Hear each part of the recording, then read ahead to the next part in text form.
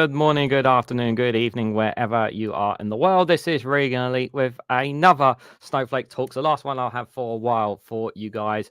How you guys doing? It is the last live stream before my holiday. Just a reminder, I won't be having any live streams or any premieres next week for you guys, just to let you guys know. But don't worry about that right now. Today we have a very special guest, a very good friend of mine. Some of you guys may be familiar with him from our time on the Snowflake Show. Please welcome Lee Corne. Lee, how are you doing, my friend? Hello? I can't, Lee, we can't hear you. Uh-oh. That's not good. We can't hear Lee. His mic was working perfectly fine before we started, you guys. Oh, this is not a good start. Jao, good to see you there. Stephen Banker, Simon says 55. Good to see you guys. Hope you're all doing well. I'll just let. Oh, hold on. Is that? Lee, you need to unmute your own mic if you can hear me. You need to do it from StreamYard. There's a button in the bottom left-hand corner.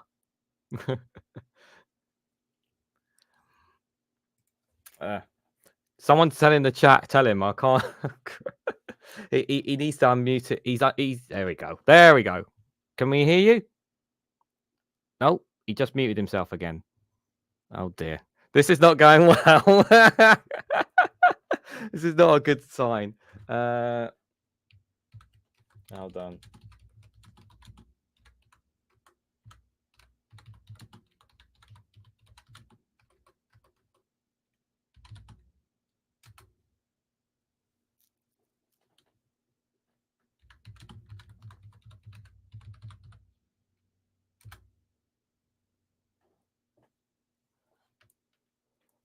Okay, Stephen Moore, good morning. How are you doing? Hope you're doing well. Lee, can you try talking? Okay, he's unmuted, but we still can't hear him. That's not a good sign. All right, he's unmuted, but we just still can't hear him. That's not good. What's going on? That's very weird. This is very weird, guys, because his mic was working completely normal when he came in. Everything was fine, and then all of a sudden, done the intro, and now he's completely gone. Hey, well, wait, I can hear something. 1 2. Can you hear me? 1 2 1 2 1 2 1 2 1 2. Are we there? Yeah, I think so. think we're there. There we are. What happened? I don't. As soon as you started the stream, everything just disconnected, and it's reset all my settings back to different things. Oh, trying to use different mics and stuff. Oh god, that was a nightmare. That sorry, and I had to turn off the volume. You know, the noise cancellation and stuff like that seems to have caused it problems. So that's weird. Yeah. But the thing is, that's very weird because it's like, but I'm hosting, so I don't know how that affects your side. That's very weird. It was when you said the stream started, it didn't play the video and everything just went off the screen. Everything kind of just stopped working. So. Oh, okay. I don't know if you heard my introduction or not. Or, no, I didn't hear anything. Sorry. Well, for that, right. Well, Lee, good to see you, buddy. Hope you're doing well. Yeah, and you.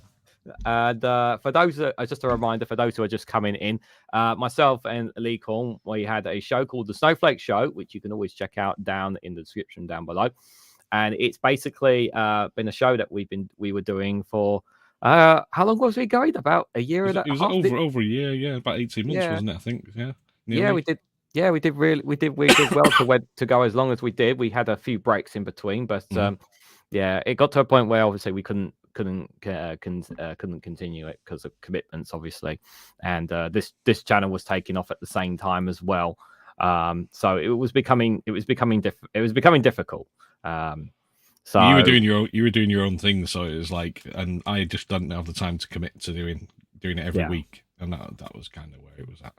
Yeah. So yeah, it was a bit, but we still had great fun on it. And I know obviously one or two people there were one or two who who are in the chat. I'm pretty sure. I think Jao was part of that. I think you were part of that. Alice was there. Simon Says, I think, yeah.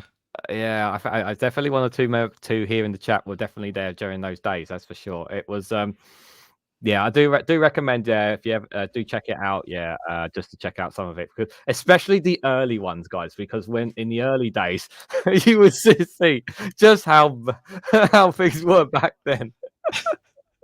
You thought that was bad technical problems. You want to see those ones, yeah. Oh yeah. Those were really those were. Do you remember that I had the worst camera as well. I had the worst. I had the cream curtain background, which by the way I still have it here, guys. The same cream curtain background. I always had that in my background. I didn't have a proper screen. I had. I was like, get some lights. You look really grey, and you like your camera look like you watching you through like a frosted window or something. It was. We had to use the Discord back. I used the Discord background, didn't I? Yeah, to help it eventually. And then finally, I was able to set up a green screen of my own, and then I got a proper camera because that was needed in the end. So yeah, you got yourself a decent mic as well. So yeah. Yes, a decent mic as well. Oh yeah, I've still got. Well, I think I had yes, the mic this mic obviously I didn't have before, but the one I had before was just the sitting one here at the bottom where it would just fall off and everything. Well, it used to be like, well, your camera used to switch off regularly. That was another thing halfway through the stream. Just yes, yes, for that, yes. So what happened was unplug it. yeah. No. I think what happened was if the camera, if the camera went, then I could unplug it, pull it back in, so I could at least have the camera on. But when I live stream now, if I lose the camera, I can't get the camera back on. Really? So I still can't have that now. So even some of the earlier streams where the camera will, because I don't know if it was this camera or the previous camera, where it would basically, if it freezes, the only way for me to fix it would be to end the live stream and start a new one. So, and then I would just end up so they would either see a still version of me or I would just take the camera away completely. Yeah. So yeah, those definitely were the days. As Sakir, thank you so much for for your support for 9 months. I really appreciate your long-term support, and thank you for being one of the most generous supporters on the channel. I really appreciate it, my friend. Thank you. Snowflake Show was fun at nostalgic reflections, says Science S55. Yeah. Pity they couldn't mute the Tory conference. Yeah, that was a shame we couldn't mute the Tory conference, to be fair. Yeah. Before we go into politics, Lee, can you just give us a little bit of a background into your politics and where that kind of came from? Has it been something that you've been into all your life, or is it something that's grown into you, or is it like a lot of people over the last several years is because of Brexit really that got you into it? No, for me, it's like pretty much since quite young, really. Probably like when I was at junior school. When I started sort of comprehensive school, high school. I think, and because I grew up sort of in the Thatcher era, really. So you kind of you're politicized just purely through seeing all the stuff that was going on. All the strikes, the minor strikes, all the poll tax, all that sort of stuff. And it just, but I think my dad was always sort of said, oh, the Labour, they look after the, the working class and whatever. Although I don't know if what his politics is. His politics are a bit messed up, but I kind of always I realised quite a young age really that the Tories weren't any good. Margaret Thatcher wasn't any good, and she definitely didn't care about the working class or the normal people. So, but I mean, I suppose kind of if you go going back further than that, when I was very little, and I can't really remember it much, but what I do remember is, a bit like during, if anybody's old enough to remember this, but during lockdown, obviously not lockdown, old enough, but during lockdown, there's like the rush for toilet paper and stuff like that. I remember as a little kid being dragged around hardware shops, trying to find somewhere that sold candles, because it was a 4-day week where they basically shut down. The electricity went off at times, and so everybody was trying to get hold of candles, so they had some light at night and things like that. That was in the 70s, but I didn't remember the reason why at the time. I just knew that we sort of like had to get some candles, and everybody was desperately trying to get hold of some candles. So I remember that, and then I remember the electricity going off quite regularly for a while, every night sort of thing, and the car lighting all the candles and stuff. So But yeah, so kind of politicised quite early on. I had a group of friends at school who typically were similarly politicised and also sort of similar political views, I suppose. Kind of left wing, not extremist left wing, not kind of like my brother went through a communist phase. I didn't go that far. No. But yeah, so yeah, quite early. You know, I've always been political, but I've only recently joined a political party, which is Labour. And I've kind of, voting wise, I suppose, kind of tactically mostly, because apart from where I live now, I've always had to, the Labour have never had a chance of winning, so I kind of had to vote like Lib Dems or whatever, and because that was the only way of you know, trying to defeat the Tories. So have you been is it something in the family, the political views? Is that a thing that you've had as well? Because obviously you've had this growing up, obviously the knowledge of what the Tories and what they've been and how they've treated people in your area. I think that's fair to say, the way they've treated it. Is that fair thing, the assessment to make? It's a funny thing. My mum really never spoke about her politics. I don't think she was kind of. I don't think she was a Tory, definitely not. But she never really talked about her own politics. She used to say I was too middle of the road. I always sat on the fence, but I was like, well, not really. I'm more kind of left leaning, I think. But Daily Blase said, "Hi, Dave. I good to see you, Blase, Darren." Yeah, like I say, my dad wasn't. He wasn't politically active or anything. I mean, he's got stories that he could tell about, like things like the builders' strike. You know, the guy Ricky Tomlinson and stuff like that. You know, he could tell stories about that. Ones that I would never actually repeat because I wouldn't want to get anybody in trouble. So, but you know, no. So my dad sort of saw it, but he wasn't. I don't know. He wasn't really one for he worked for himself as a builder, so he never really bothered about unions or anything like that. So. And he was a bit of a cowboy builder, so so no. But politics-wise, no, not really in my family anyway. And I don't think I've got any cousins or anything or uncles who are politically active as such. No, yeah, no. So it's is it? Yeah, so it's been mainly. Is it fair to say predominantly Labour, or more leaning towards Labour than any other political party? Yeah, pretty much. Yeah, but not really like so much active, but obviously just like what the papers are saying, what the news is saying, what's actually happening around the communities as you and whatnot. Yeah. And that's kind of really what's drawn you into it. I think it's well. Sorry, I'm putting words in your mouth there, but just trying to get a. Yeah, no, yeah, obviously seeing what was going on around, you know. There weren't any jobs back in the 80s. You know, you're looking at leaving school, and it was like what you know, trying to get a job, and it was all sort of everybody was thinking, are there going to be any jobs there when we get out of school? Yeah, I don't. You know, we used to read the papers, and we used to discuss stuff at lunchtime, and we used to go into the library, and we weren't really a bunch of nerds or anything, but we used to be German magazines. There's one called Stern, and it always had topless women in it in the side. So it was always like a battle trying to get there before anybody else got the Stern.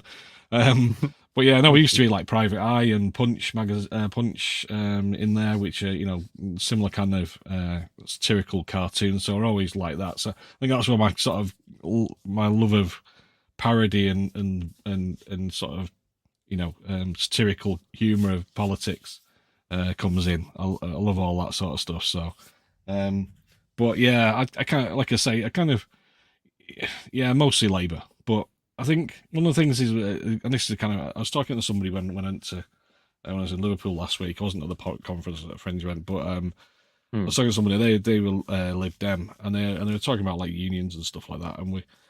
And I said like I was saying that I basically joined the Labour Party to get Keir Starmer in charge. Which I'm like now kind of, well, I'm not regretting, but he's not what I thought he'd be, but we can cover that later. But you know, I always had this thing of, I remember I went to America when I was like 7 years old, but I remember it, and I remember there's all sorts of questions that he asked you, and you know, I didn't have to fill it in, but I went in '88 as well. So I was like sort of 17, 16, 17 at the time, and I went to and one of they give you a form as you go in, and when you're on the plane before you land actually, but then now they do it before you even get on the plane, so they don't have this question anymore. They changed it to are you or have you ever been a member of a terrorist organisation? But back in the 80s and the 70s and probably the 60s and 50s and 40s maybe even, was are you or have you ever been a member of the Communist Party? And that kind of like, and you think, well, basically, if you've ever been a member of the Communist Party, you're not going to get into the country. So that and things like what Hitler did with unions and just seeing like around the world from history, because I did 20th century history at school. So it was mostly like sort of First World War, Second World War, communist, the revolution in Russia, Vietnam, Korea, right up to the Falklands sort of thing. And the Wall Street crash, the 20s, and all that sort of stuff. And it always struck me that there was always like, if you were a member of an organisation like a union or a political party, it was something they could get round. They tended to round people up.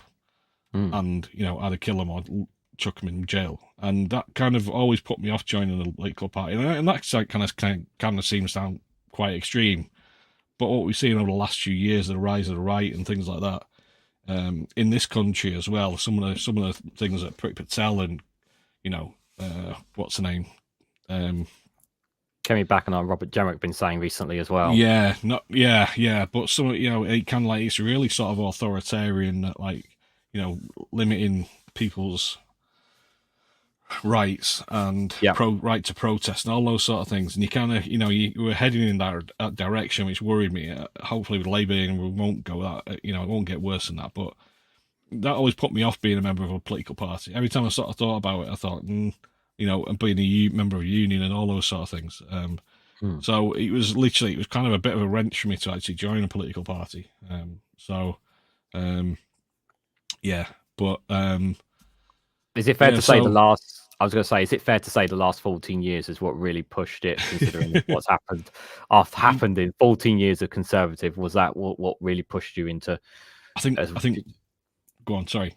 No, I was going to say, was that really what really pushed you into it more than anything, because of how much damage that the Conservative Party left a real scar on the whole of the UK, shall we say? I think it's fair to say. I think, and I know this might not go down with some of the people on here, but there's a couple of things. One is obviously Brexit, is a massive thing because my wife's French, so the kids have got the right to French citizens, basically. So I'm not, but all the things around that and the uncertainty of having the impact that would be on our family, Yeah, we got married off it, back of it. I was telling somebody at the thing, they were amazed at this conference, at this fringe event. They were amazed at the fact that I got married. Like I said, it was a Brexit marriage. We literally after the day after the election, after the referendum, we sat down and went, I think we should get married. We'd never intended to get married at all. Just no intention. But it was like, we just need to make sure that for the kids, we had 2 kids. We still got 2 kids, so. But it was like it was about security of all of us, to make sure that the family, we had some sort of security there, something that bound us together that would make it more difficult, any kind of attempts to split us up, because we didn't know what was going to happen. But also, I think after that it was, and I know with some people, I think Jeremy Corbyn, whatever you think of him, some people see him as Messiah. I don't. I think he's kind of a bit. To me, he reminds me of like a 1970s Labour activist, sort of very, very left wing, very sort of militant, and that's fine. And at times when he came onto the scene as a in the leadership, I thought maybe this is what we need. Maybe we do need something a bit different, because we had Tony Blair was more centrist, and he sort of pushed us. I mean, there's the thing that Tony Blair, when he was in charge, he made the Liberals look left wing. That was, and kind of Keir Starmer's almost doing the same sort of thing. But, and so, I wanted to have a Labour Party that could actually win an election. Yeah. And then after Brexit, we had the other, Liz Truss. We had the election, well, Liz Truss basically called an election, didn't she? Yeah. And I thought, well, hopefully, and all the indications initially were that Labour had a good chance, or Lib Dems as well, Lib Dem Labour coalition. And it just all, obviously that kind of died. That didn't happen. And it became obvious that the right wing, the press, and they're kind of trying to do the same with Keir Starmer, but they haven't got as much to get into Keir Starmer. They will literally go after anything, any dirt they can find on a politician on the left, or anybody who's not who's against their political views. They will try and find any dirt and dig it up and throw and basically just put them on the cover of the newspapers, the front page every day. And it was with Corbyn, it was like IRA, Palestine, Hamas. It was he was basically like a communist. There's also there's all sorts of things, and there's also things that they could drag out of the past for him, and just and it was clear that whether he was a good leader or not, he would never be able to get the majority of people in this country, or enough of a majority of voters, or enough voters to actually win an election. And so I looked around, and the only person who seemed to be making any kind of like the right noises as such, and looked kind of prime ministerial, was Keir Starmer. And so when Boris won the election not long after, it was like I kind of wanted. I thought we need to change now. We can't have another left wing. And no, there was nobody on the left that anybody really thought was particularly good or would be a good leader. And I know the one that he put forward, I've forgotten the name now. She didn't even want to be leader at that point. But she was kind of pushed into it by the left because they needed somebody as the next to replace Jeremy Corbyn. So, but anyway, Keir Starmer, he won it, and I joined literally to try and have my say in that and put my vote in. So, I did that. I'm still a member. I haven't been to any conferences yet. I've been to fringe events, but that's kind of how I got into being a Labour member anyway. Interesting story. I know, obviously, some obviously there's always a difference, especially our friends, my friends in Scotland there. Yeah. That's totally fine. It's difficult because I think if I was in Scotland, I'd probably be an SNP member, but I'm not, so I haven't got that option. So I look at the next best thing, and it's I always just say, so I tried to put myself in the shoes of others to try and understand people, and because I've never set foot in the beautiful country of Scotland. I hope to next year, hopefully. Oh, it's a lovely place, beautiful place. Yeah. So I love Edinburgh. Glasgow is nice as well. Loch Lomond, I love Loch Lomond. Oh well, I'll definitely keep them up there. I don't know what the plan is anyway, but me and my partner definitely want to do Scotland next year. That's if you go on a train, it's just brilliant. Once you get past Carlisle, sort of towards the borders, the scenery is awesome. Really is beautiful. Oh yeah, I have to say, well, we're going to be getting the train either way. So, that will be.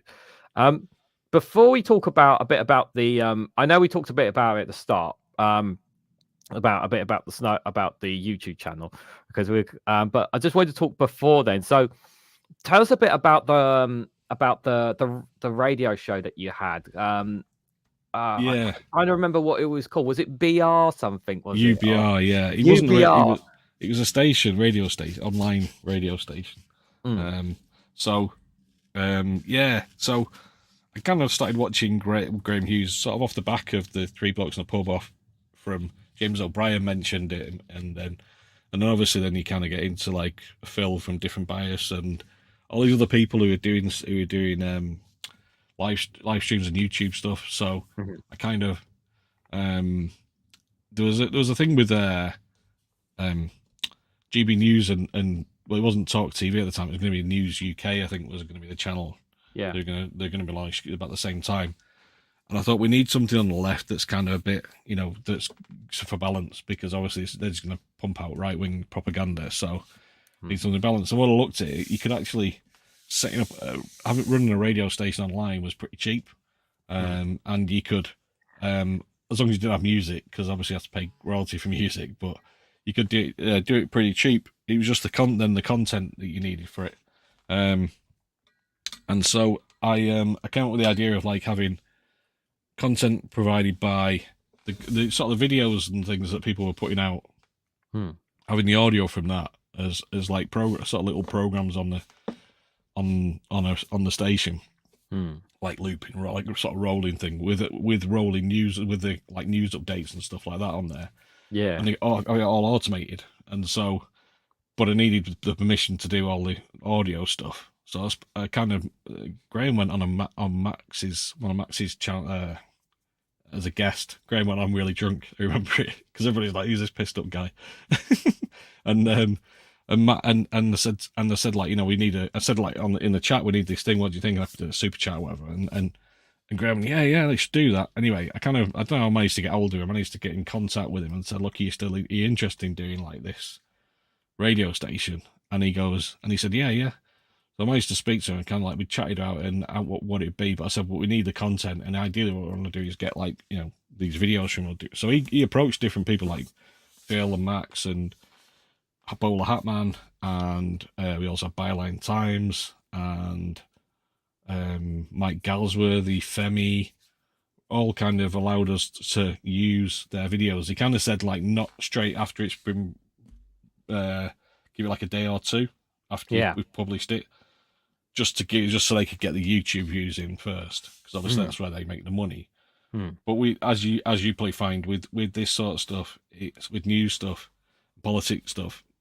Once it's gone out, you get the initial hit of viewers, and then sort of the viewership declines mostly because it's, you know, that instant thing of it being relevant has gone after that. So so we kind of, they allowed us to do it. So I kind of worked out a way of getting the audio from YouTube, automating it, putting sound in, getting tight sort of intros and stuff like that, and kind of ran that for about it ran for about 9 months, I think it was. But it was, nobody ever listened to it, and I think part of the problem was the only people who knew about it were the people who watched the videos anyway, and they go on and hear the same videos and then go, oh yeah, just switch it off.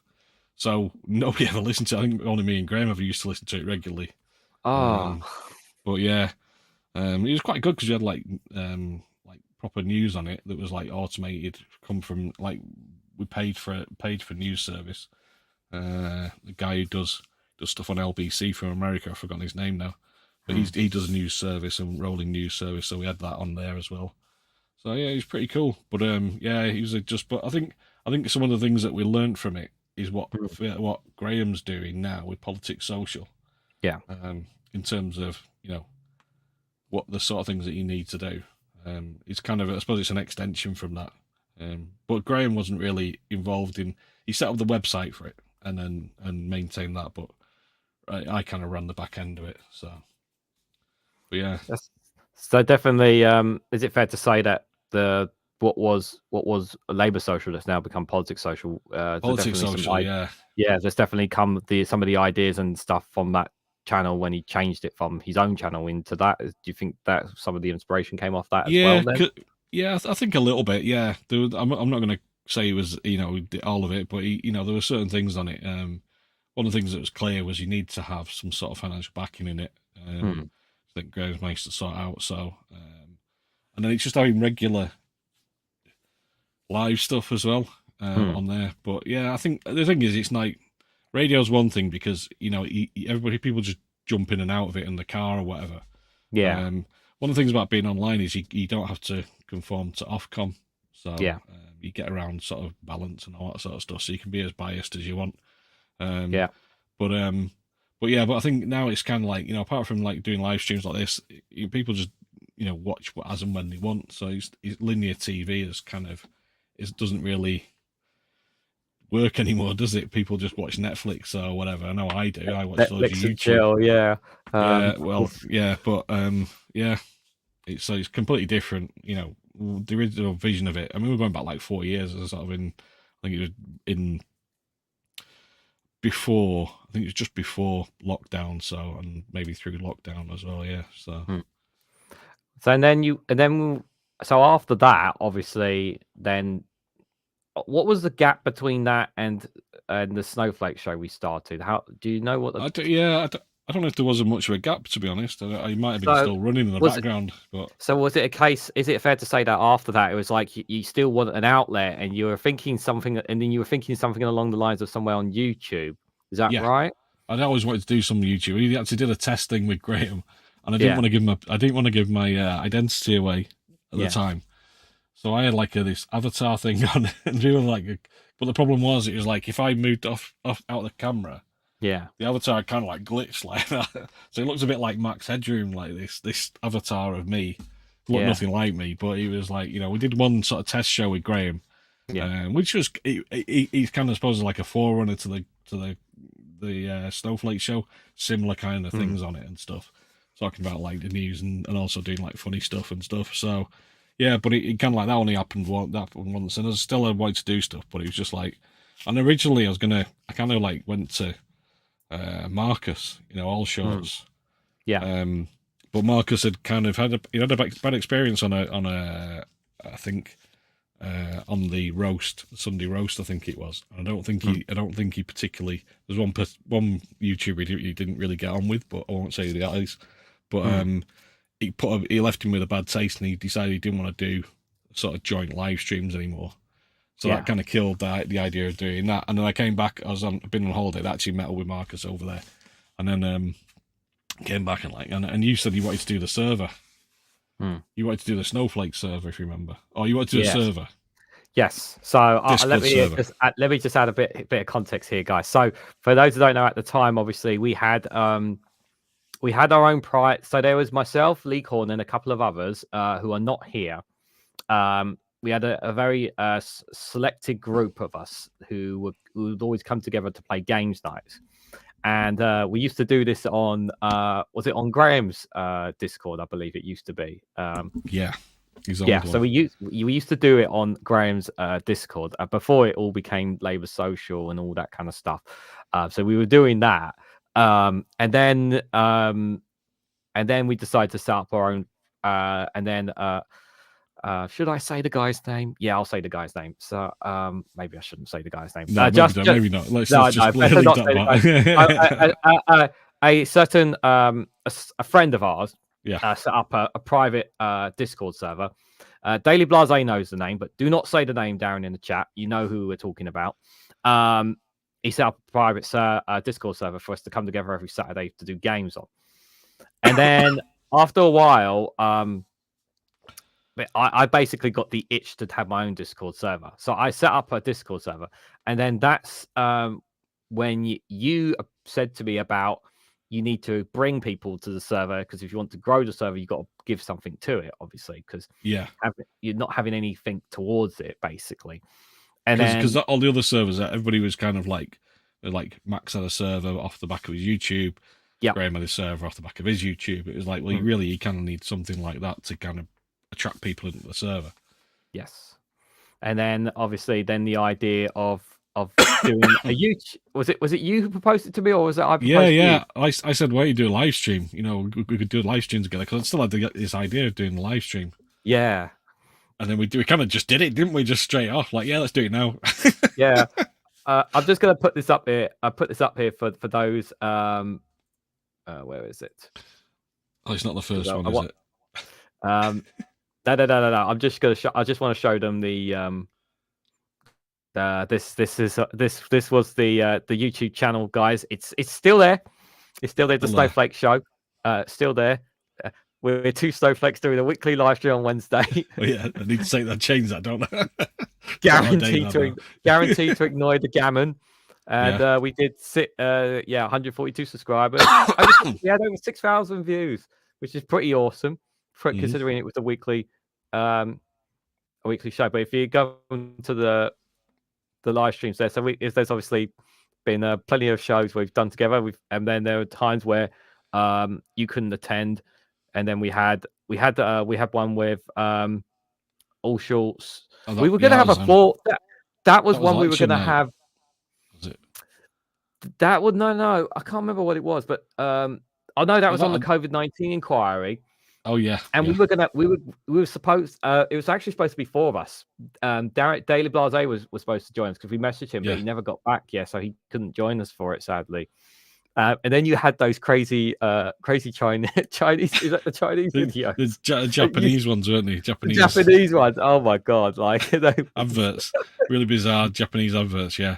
And then you had Graham Hughes on one of the shows as well, which is pretty good. Yeah, Graham. Yeah, Graham on for. So we had there we go. There was one me, you, and Daily Blase there as well. So some. And then you can see, guys, my background. That was the Discord background. So I didn't have a proper background back then. And then, as you can see, the display. Your face is great. It looks like you're black and white. It's like the lighting's so bad. Lee Corne had all shorts. Lee Corne had all shorts there for one, and then you can see there I am with the grey background, the cream curtains there, guys. And you go even all the way further back. There you go. You got the old logo. The old logo there. 88 views, streamed 2 years ago. There, so it's only 2 years ago. Wow. Yeah. Yeah, that's. I've still got that jumper. That's the worst thing. He's like, well, as it gets me, you look really far away, but your microphone that you used to have used to make you sound really far away as well. Yeah, it's because the microphone wasn't like a hanging one like I've got here now, and it was a small little one that would just basically stand on the unit. But yeah, it's our last one was our last proper show. Was it? Oh yeah, it was the Happy New Year one. Was the 2-hour special? Was supposed to be a lot of fun? I think we had a lot of fun on that one. Yeah. So we had a lot of fun. Yeah, we had one show where we just lots of good news and funny stories where we just couldn't stop laughing. Was it that one that we did? That was that the Christmas one we did. I can't remember, to be fair, but there was one show I did where I hosted on my own, and it felt very awkward. Actually, yeah, that was very awkward for me because it wasn't. Because I was using some of the same stuff that you gave me, but it felt weird because obviously I was growing my channel at the time, and I was just basically doing my stuff on the Snowflake Show, so it felt a bit weird, didn't it? Yeah. And for those who haven't seen it as well, do check out the stand up and fart video. It's just one of the greatest, and then obviously one of the great videos that you did. Fair play to you on this, the Turnip Odyssey. Do you want to explain this video for those who don't know? I disappeared one Saturday afternoon and came back a couple of hours later. And my kid's like, "Where have you been?" I'm like, "I've just been around all the supermarkets trying to find turnips." It was, what was it? That was it. It was Therese Coffey said we should be eating turnips because there's a shortage of veg at the time. So this time of year, everybody should be eating turnips. And so I went, right, I'll go and see if I can find turnips in the shops. And literally, there was only one shop that had turnips in. Because nobody eats turnips in this country. And in some countries, I found out they only feed it to pigs. So it's not exactly. I don't think turnip tastes particularly nice either. So, and they're tiny as well, the little tiny things. You can see that. I thought they were like Swedes. But throughout this long, perilous journey, you found them in the end, didn't you? Yeah, but it was funny because that was the other thing. Was like you see all the empty boxes, all the empty shelves of where there's no tomatoes or there's no salad, and different veg missing and stuff like that. Yeah, so they were the turnips I found. I only bought. There's about 3 left in the box after I'd taken them. And they were like literally, you can put them in your hand. They're that small, all 5 of them. But yeah, in Sainsbury's, and then and the woman was. It was funny at the end because there's like the woman at the till. I said, "Oh, they're turnips, aren't they?" Because I'd asked her, "You got any turnips?" And she's like, "Oh, I don't know." And then I found them. She goes, "Oh, you found the turnips?" And she's like, and I said, "Oh, you can't find them anyway." She said, "Oh, it's the weather." She said, "We've been told by the management to say if anybody can't find any fruit or veg, anything missing, tell them it's the weather." Oh, okay. Like, not Brexit. He's like, "No, don't mention the B word. Don't mention the B word." Yeah. So, Simon says, didn't it end with a boat stuck in a glory hole? We had some great stories, didn't we? That was one of my favourites. Yeah, if you want to know some of the, if you've got literally nothing to watch and you just want to put something on the background, we covered some really hilarious, funny stories on the show. It wasn't just obviously news and politics. and just talking about current affairs. We always had the funny news and some good stories as well, which are Uplifting really stuff really as well. Yeah, yeah. that And boat was then an epic one. yeah, we literally broke character. We broke character. We literally just broke. Yeah, we just crying, laughing. In fact, actually, that other one we did. What was the one? There's one on that last. We found one of where somebody said they found a care worker had found the face of. He was putting out a dinner for somebody who was like caring for, and it was chicken korma. And he said he found the face of Boris Johnson in the chicken korma. Oh like, yes, I think I remember rice that. over the top. It's so ridiculous. I couldn't stop laughing at that. Oh. Yeah. I mean, I'm pretty sure. Like, yeah, if there's one show I recommend you guys check out the last one we did 8 months ago. It is 2 hours long, but there's definitely a lot of. I'm sure we had a lot of fun with that one. Yeah. Because it's kind of like we went back and like dug up all the stories we went through and just picked out the best ones. Yes, we just did nothing but funny stories after funny stories after funny stories. The thing was, I think that was one of the first ones, and I just cracked up. I was like lost after like 5 minutes, and I was just like, I still got like all this other stuff to go through yet. Yeah, and we just kept going and going and going because we were having too much fun. It's just like, yeah, it was just hilarious stuff. Yeah. I recall the milking a cow story. Says number 3. I don't know milking a cow one. I don't. Oh, there's a cow stuck in a tree. Do you remember that one? Yes, I remember the cow stuck in the tree. That was a good one. Well, there was the one about the guys trying to get something on the train. Do you remember? Like, I think it was a giant unit or something, and they were causing a massive delay. The wardrobe. Trying to get a wardrobe on the train. Yes, this is absolutely true story. This happened in England. Yeah, some 2 guys or something. They had this wardrobe on a trolley or something, didn't they? And they couldn't, and they were trying to get it on the train. It just was no way of getting through the door. And there was just no way of getting it in the doors. The train was stuck there for ages, but in the end, they somehow got it in. I think in the end they got it in. But we only had 1 or 2 pictures, because it was so limited, that story, to find out more about it. Yeah, it was. Yeah, that was a good one. David Blair says, I still remember the story about the places with very dodgy names like Knob End. Yes. Yeah, that was good. Found a few like that. Yeah, different weird named places. Yeah, there were some great times, guys. Yeah, so do check out the. I mean, you can subscribe to it, but there won't be any content anytime soon. Maybe one day me and Lee will do maybe one day me and Lee will do like a video again, just for old time's sake. Maybe I think we said we might do one for Christmas, didn't we? We might, yeah. I mean, I don't mind doing one on the show for Christmas, just for good old time's sake. Yeah, I'll definitely. I'm up for that if you are down around Christmas time if you want to. Yeah, definitely. Yeah, we'll do it on the show. We'll do it on that channel, just for good old time's sake. Yeah, why not? Yeah. So we that's kind of where. So for the context of people, for those who don't know about the Snowflake Show and Lee Corne, that's kind of where I basically grew the confidence to basically start this channel. So pretty much that's where it all came from, guys. So yeah, and, the origin story. The origin story, yes, guys. So that's why I always tell people why I'm always. I've said this before, and I've said this a million times. I'm always grateful for this man, for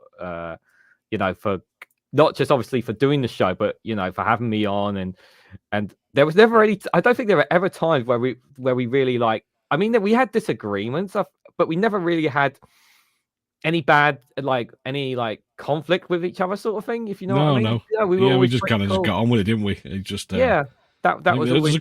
like you say. There's a few things where we disagreed with on maybe political stuff or whatever, but mostly just kind of we just brushed it off. Yeah, but yeah. I think it was, for me, it was kind of like the only thing towards the end. It got to the point where I couldn't. I knew I couldn't carry on doing that every week and committing to doing it every week. But I could see you like doing more and more shows, and I was like, I wish I could do that, but I just wasn't in a position to do it. And it was like, well, there's no point in trying to force it. And I thought it'd give you more, free you up to kind of concentrate on what you were doing and all the rest of it. So, but yeah, no, I was the one who's badgering in the background, going, get a better light, get a better camera. Can you sort your mic out?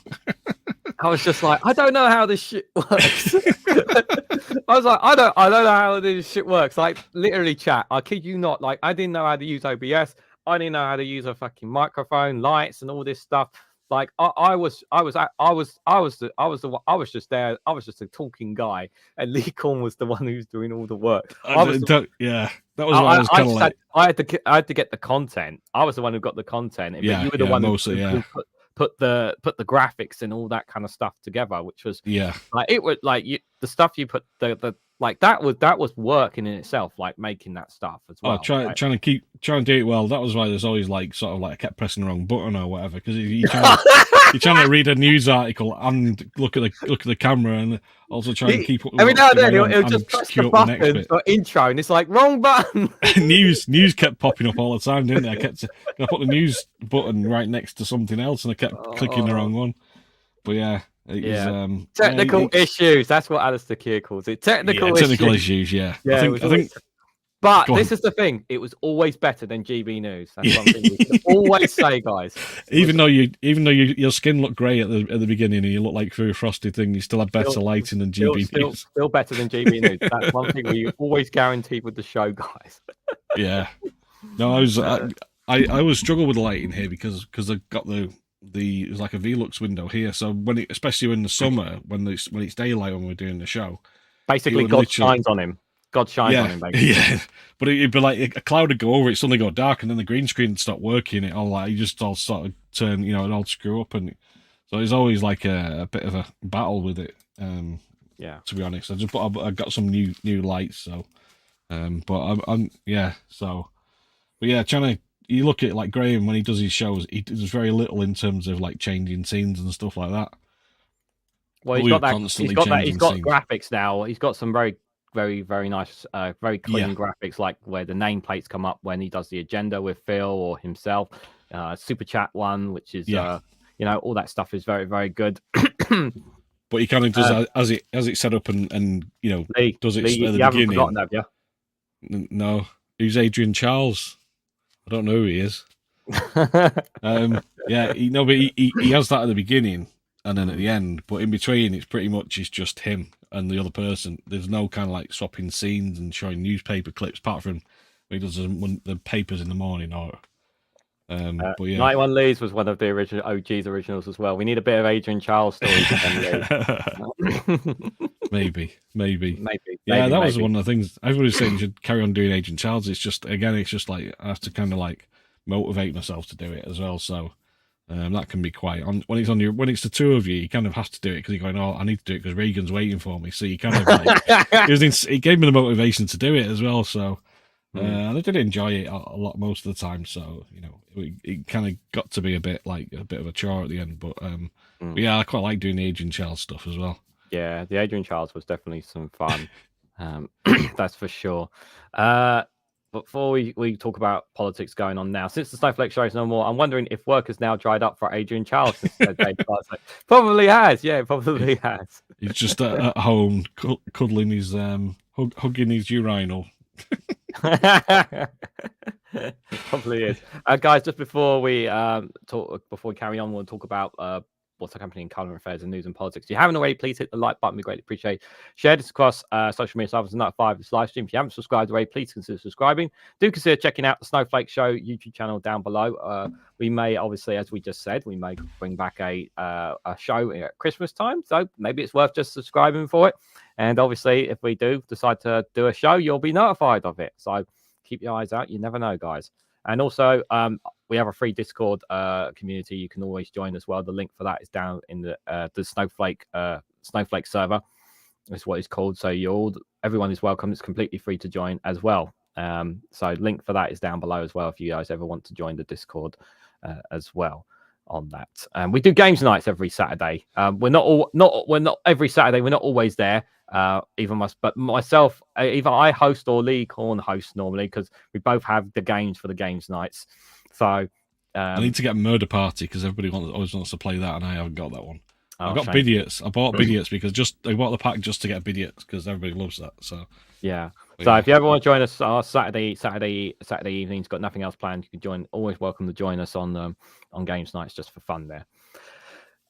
Okay, so what's your so obviously Labour are now in government. Obviously, the Tories got kicked out. And it's wonderful. Thank you. Right, finished. No, we can't. Going so well.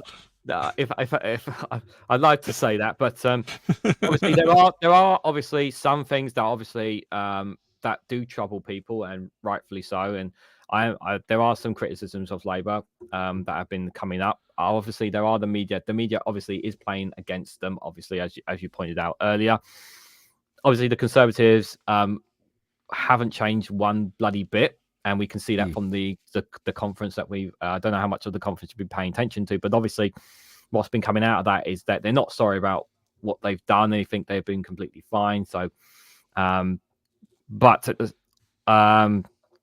what is your thoughts since Labour have come to power, and some of the decisions and politics, some of the decisions that they made? What have you been making of this Labour? I mean, I always like to stress to people that it is obviously been a couple of months in. And obviously, the budget will say a lot about what this government are going to be doing. But what's your thoughts on what they've done so far? Well, I mean, there's the elephant in the room, which is the winter payments. The winter fuel payments that they for pensioners.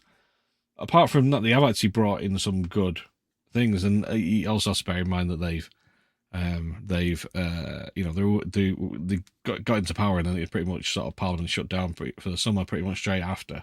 Yeah, and then it's reopened for a few weeks now, conference season. So they haven't had a lot of time to do much in that time, but they have done a few things. But going back to the elephant in the room, it's just not a good look, is it? I kind of understand the idea behind it. The idea behind it is I think is worthwhile considering. The idea is that basically there are pensioners who have got a lot of money in the bank, a lot of property. They've got a lot of money locked up in property or whatever. There's like a huge chunk of pensioners and millionaires, maybe on paper, but if you're sitting on a house, if you've got like a 4-bedroom house and you and your husband and no kids or anything, you're kind of locking that house up out of reach of anybody else who might need a 4-bedroom house. You're adding to the housing shortage. But so one way you could, so people that age group, they could sell the house and buy something smaller and free up some of that equity. There's equity release programs where you can get money out of the value of the house, take some out to So people are sitting in a £1 million house shouldn't be complaining that they're going to lose what £200-300, is it? I think they're in the payment. So they're not gonna, for them it's not gonna. I think it's £200, isn't it? And then it's I think they were going to up it to £300. Yeah. But so the idea that rich pensioners don't really need the winter payment, winter fuel payment, is a fairly reasonable argument, I think. Go on, sorry. I was just going to say, well, obviously the one of the points obviously that many people are making is obviously the universal credit, and there has been a massive uptick of universal credit since the Chancellor has made it clear that she has no intention of reversing this decision. However, there are also some people who can't meet the universal credit threshold, which they desperately need because there are some people in cases where they don't, then they desperately need that winter fuel payment, and they're going to lose it as a result. You're talking about pensioners. Yes. So there are some people pension credit. But there are some who are not who can't make it. And one of the arguments that I made last week when I had a discussion with one Angie Pagan was to change the threshold of the pension credit. To alleviate those who cannot meet that threshold, so that the ones who are struggling don't get cut off, because there is that fear that and I am generally concerned that pensioners will die as a direct result of this policy, and that is my greatest concern. And if someone does, God forbid that nobody does, but if someone does, and the media get their hands on it, obviously all they need to do is just splash "Labour kills pensioner" all over the media. I mean, I think what's happened is that they wanted to bring this policy in, Hmm. They said, what's the quickest way we can do it? The thing is, they've got this £22 billion hole. This will save what 1.2 billion, assuming that nobody actually then. Because the thing is, if you're entitled, because a lot of people are entitled to pension credit. Yeah. Who don't apply, haven't applied for it. Mm-hmm. If all those people applied for it, they wouldn't make it. They wouldn't save anything, because they actually get, when you get if you apply for pension credit, you get like over £100. Is it over £100 a month or more? You get a lot more. Put it this way: over the year, you'll get a lot more than what the winter payment allowance is. So that's on top of the winter payment allowance that you would then get that you weren't getting before. So those people will actually, they'll be way better off if they, So in a way, it's a good thing that it kind of showed people that winter, the winter fuel, if you might be entitled to pension credits, and so there's more people that will. The issue is that, like I say, what they wanted to do was they wanted to bring this in as quick as possible, and the easiest thing, rather than means testing everybody, which just wouldn't be feasible in the time scale before winter, then you need to find a cut-off point or something that you can use as a cut-off point. Like I say, like cut-off point, yeah. And I think the only thing they could find was the pension credits. Now that is quite low in terms of how much people are. I think it's quite low in terms of the threshold for actually being able to. Is it 13,000? I think it is, where you can get it. So I think that is the issue. The other issue is that, rather than just going, right, okay, well, you're not going to get, we'll scale it down, so you'll get, if you're earning above that, or if your pension's worth, or it gives you that, pays you that, then you'll get, between this amount and this amount, it'll be reduced, and sort of taper it off, so that the more you actually earning, the less you get, up to the point where you get nothing. Do you know what I mean? But it's literally like a cliff edge. It's like you get to this point, you get nothing. Up this point, you get all this, you get the pension credit and the winter fuel allowance. You earn £1 more, you get nothing extra, and that's the issue. I think is what the problem with it is, and where it's not. I don't know if they tried to rush it in, because they're saying why didn't they wait until next year? But they're trying to say 22 billion this year, but 1.2 is only a tiny, it's less than. So there was one story I heard that they were pressured by the Treasury to do this, because the Treasury were not happy with the universal system. I don't know the pension credit system. Yeah, that's a rumor. I don't know how true that is, and the Chancellor was pressured into changing the system, because apparently the Treasury doesn't like universal systems. They don't like universal systems. But another thing as well is that an argument about this decision as well is that it costs money to means test anyway, because if it's no longer universal, then obviously it costs money to get the people in to do the checks and whatnot to ensure. Isn't there? There's a cost to that as well, isn't there? Well, there's going to be an extra cost, administrative cost, in terms of one, changing the rules on it. That's going to, because it'll be a system, either some sort of software system that pays it out. So that'll have to be linked to the pension credit system, and so there's going to have to be something on that. There's probably going to be extra admin work and back end stuff that's going to need to be done to deal with all the people who are suddenly getting applying for a pension credit that weren't before, because that's going to have a massive uptick.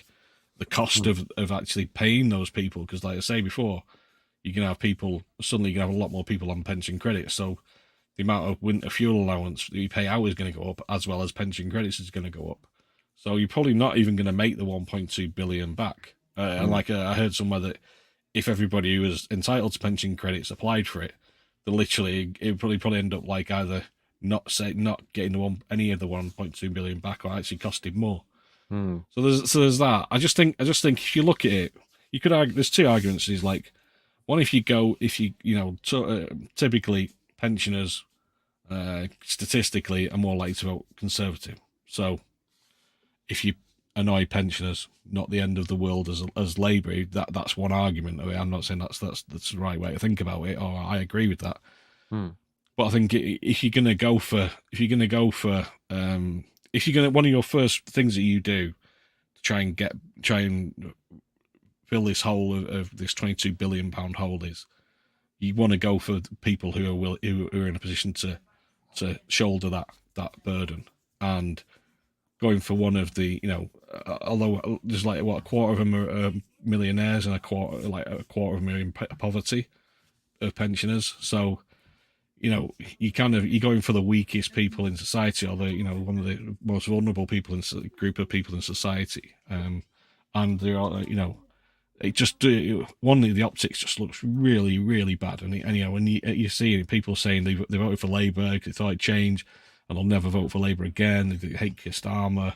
I see people who got really pissed off with the Tories, who typically would vote a Tory before, who are now basically slagging off Keir Starmer left, right, and centre every opportunity. And I think a lot of it is driven by, there's probably a lot of like Russian bots and trolls. There's probably a lot of like reform type bot farms or troll farms or whatever that are pushing this stuff as well. Memes and viral propaganda posts, and all that propaganda kind of stuff, saying like Starmer's a wanker, what he's done is killing my nan and all that sort of stuff. All these sort of things are now going against them, and they're literally just to go in power. You could say, well, they've got 5 years to brush that off and fix it, but to go in so quickly and that honeymoon period be over so quickly is it seems kind very of shot themselves in the foot, I think, with that.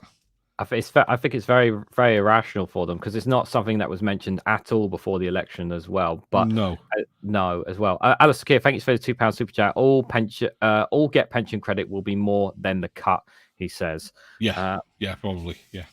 I hope so. I'm pleased that there has been a massive uptick in pension credit. That's one thing I will say. Yeah, well. But there's a lot of people who still won't do it, and they're put off by the I think the Tory papers are saying it's a 25-page book that you got to fill in and all this sort of stuff. And I don't know how true that is, but apparently you can phone up and somebody will do it over the phone with you if you want to. So it's not like you're gonna have to. Because I've done forms for my dad for different things, for his illnesses and stuff like that, and some of these forms take 8 hours to do, and they are a pain in the backside. There's no way my dad could do it on his own. I had to do it. One of the member of my family tried to do it, and they made a complete balls up. I had to start again from the beginning. And so I know these things can be really painful. You have to describe what the condition is and all these sort of things, and so they probably want to know all the ins and outs of how much you got in the bank and all that sort of stuff. But if you can get somebody else to do, sorry, Steve, if you feel that way, but I'm not backing Labour in this. I feel like I'm really, I feel like they've let everybody down really, and they're making things worse for themselves. Yeah, I think the thing is that the argument this I think the whole physical black hole thing is really quite infuriating to me, because here's the thing, some of that obviously is gone towards in the public sector, the pay rises for public sector workers, obviously those that have been who have been underpaid, who have been striking non-stop under the Conservatives for a long goddamn time, and they needed that. They needed that pay rise. I think we can all agree with that. But I just felt like this for me there were plenty. I feel like there was plenty of other ways they could have raised the money for this, and this was not the right way to do this. Because because some people may argue as well, is that that most pensioners, most elderly people, they're not really Labour voters anyway. They're mostly Conservative, or they've gone from Conservative reform, or they've never been Labour voters, shall we say. There will be some Labour voters, but many of them are more Conservative or reform. So they're part of them sees it as, so there's also this position that some people will say, well, part of them see this as, well, they don't matter because they're not going to be a vote. They're not going to be a vote. They're not going to be a voter. Some of them might not be here in 5 years' time. Maybe some of them, this might be the argument as well. Which obviously is a disgusting way of putting it in any way, shape, or form. But that is at the moment the Conservatives' voter base. But it's just like, if you want to be for everyone, and there was no indication of any of this coming whatsoever, at all from Labour in the manifesto before the election. I read it from top to bottom. There was nothing like this coming. But we knew there was a deficit. We knew that the Conservatives left public finances an issue. But obviously obviously the Labour government got in and said, and I think even I said this before there's going to be skeletons in the closet before they come in. There were going to be skeletons in the closet. It's just a case of we don't know how bad it is, but we also don't know how honest Labour are being about everything, because we can't say that Labour are being completely honest about everything that they've seen. No. There are things that they will keep behind closed doors that we don't know about as well. That's a great point from Alistair Keir there. Thank you. Yeah, the UK does have the second lowest pension in Europe. Thank you for that £2 super chat. Yeah. Yeah. I think Daily Blase says there also the Tories really, really cared about the poorest pensioners. They've had 14 years to improve them. Yeah. Like how Spain and other countries in Europe have, they don't really care at all. And that's true. You know, they could have done something, but it's austerity, isn't it? That's what the Tories went for. And you know, they don't care, basically. Yeah, they don't care. Everyone for themselves, personal responsibility. That's all they're interested in. Which basically means if you've got no money, it's your fault, and you have to deal with it. You know, that's their view of everything. So you got no job, it's your fault. But there anyway. have been one or two good things from Labour, but there is obviously I really do feel like everything's kind of, for me, because I am very critical of I'm much more critical in those who don't, and I'm much more critical of Labour on my channel, and this budget really does, the 2-child benefit cap. I know it's still something that's according to YouGov polls, it's still, majority of people still want it, but it is tied to the child poverty that we have in the UK. It is tied to that, but I'm hoping that they would that Rachel Reeves has a plan to do something about it, to remove it at the budget. I'm very skeptical of that. I don't know if she will or not, but I am pleased that they are doing an action plan or a long report on child poverty that they will have a report conducted in the next 6 months to a year or so to see the current state that they can take decisive action on poverty. But I don't know if that means that they're not going to do anything about the 2-child benefit cap or not. So they have set up a task force for that as well. Yeah, I think there's lots of things that we hoped Labour would kind of move forward on, would reverse. So obviously we've got rid of Rwanda policy, that's fair enough. Yeah, but we haven't resolved the issue of the boats issue. We haven't we could open France offered us a processing centre in northern, outside Calais. That's one thing you could do. You could open routes, safe routes for people. Then you'd do away with the boat straight away, and you wouldn't set up a legal route, asylum centre in France or something like that. That would kill it all. Zoe Gardner's been on the ball on this more than anybody, the immigration expert. But carry on. And then there's things like, maybe these things will come to pass, but at the moment there's no sign of it. So another one is the Labour membership. He's very keen on PR. Proportional representation. That hasn't, nothing. They've kind of ruled that out. Brexit obviously is the other one, where I think it was interesting because I don't know if you watched. So I was at Graham Hughes's the politics social event last Monday. Not last Monday, the Monday before, at the Labour Party conference, or near the Labour Party conference in Liverpool. And I can't remember who said it. I think there was a couple of Femi was on there, Mike Goldsworthy was on there. They're talking about Labour's basically talking about the need to boost the economy, and it was a guy who, I don't know if you saw him. He went on Talk TV and he had just two nutcases just talking nonsense while he was talking about the National Rejoin movement. I forgot his name now, but anyway, he said it's like Starmer's got this big panel in front of him with all these buttons on that are saying, if you flick this switch, you'll get 0.5% of a boost in or 0.2% increase in the economy, and this will give you this much boost, and this will save this much money. All these buttons, and in the corner there's this big massive button which just says rejoin the EU, which will give you instantly 5% on the economy, and he's just completely ignoring that. The one big thing that would give you a massive boost in the economy, and they're fiddling about with the little switches trying to make little bits of boost the economy. And that's probably the best way I've early put, because it's simple. It's as simple as that. People now want it. He needs to start moving towards it at least, because you get to a point, if you end up going right, okay, we've rejoined Erasmus, we rejoined the Euratom, we rejoined like the European space thing or whatever, the science thing.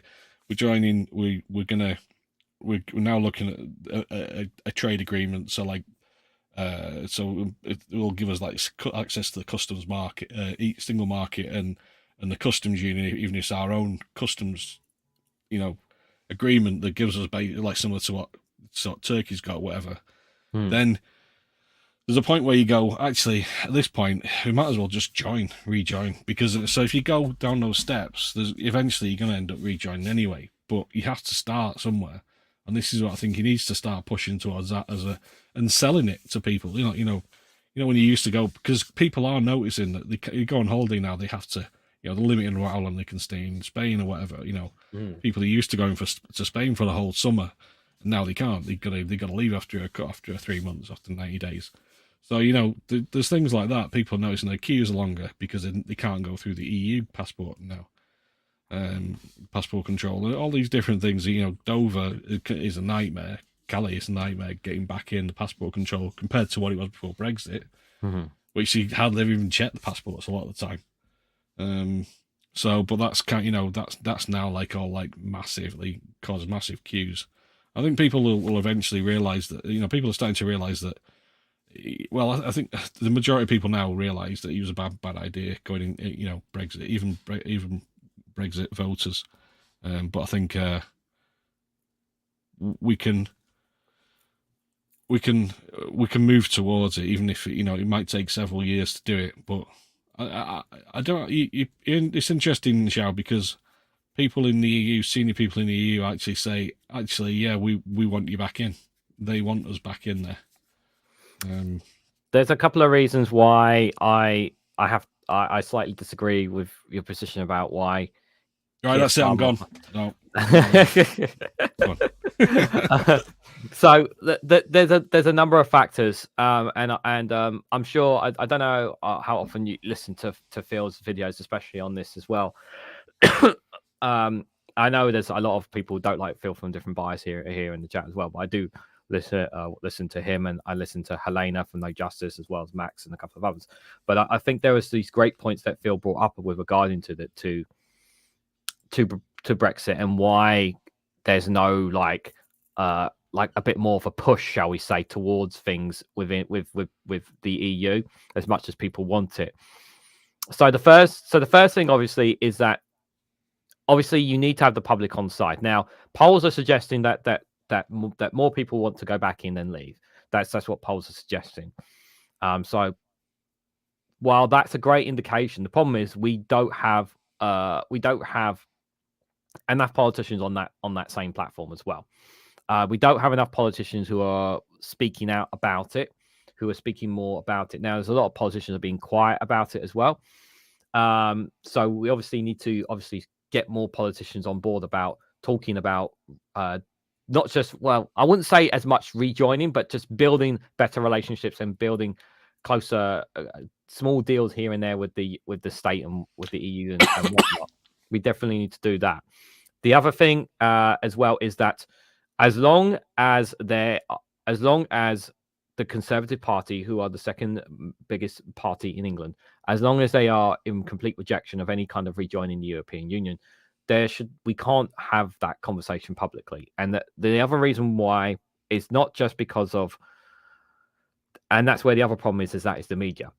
As long as we have a media, a right-wing media, that is manipulating and misleading the British public out there, the likes of Talk TV, GB News, Telegraph, and whatnot, they still have their viewers, they still have their followers out there.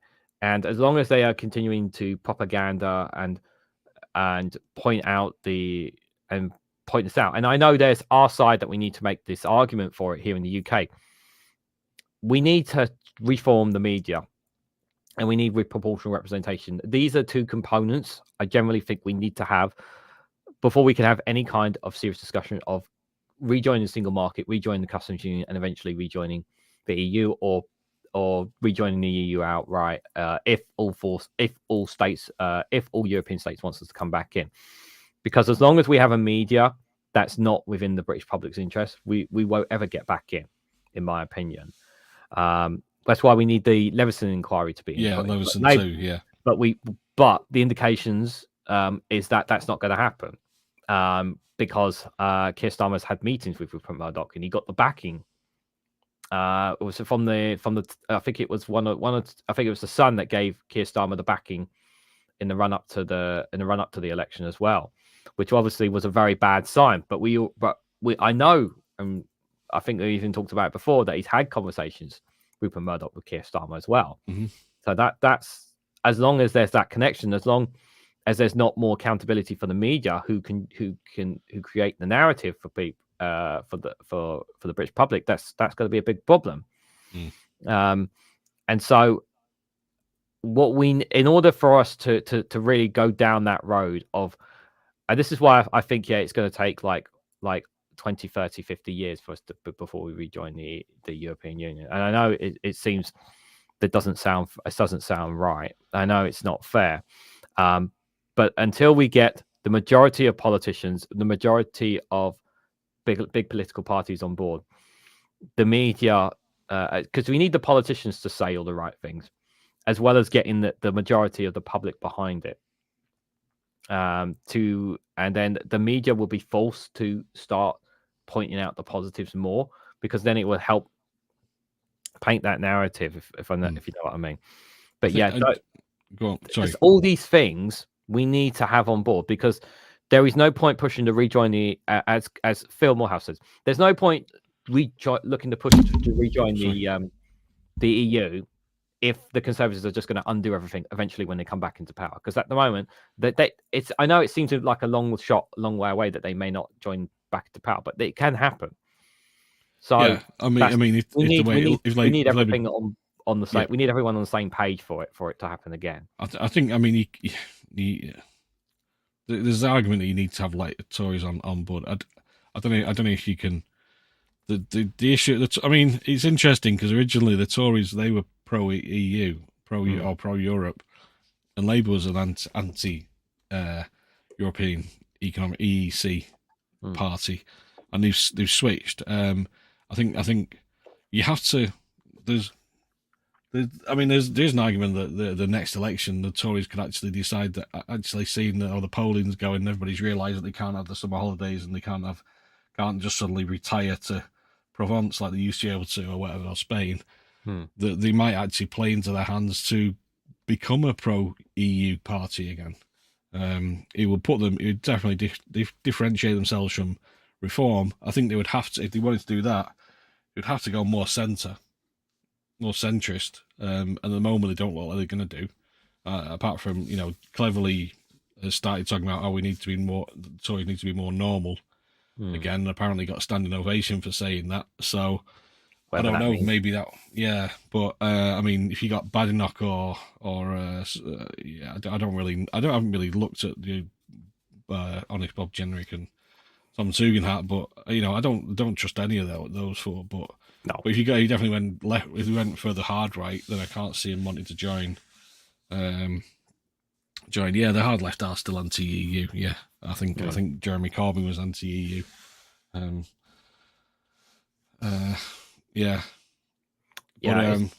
But I think just going back, I think you have to start somewhere. And how long did it take the Reform? What he started out as a referendum party, the Brexit party and UKIP and all those sort of things.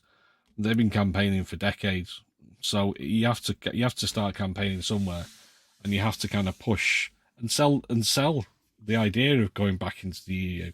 or closer ties with Europe. Sell them. Look, you can move to. I think you can go and get a job, work anywhere in Europe if you want to.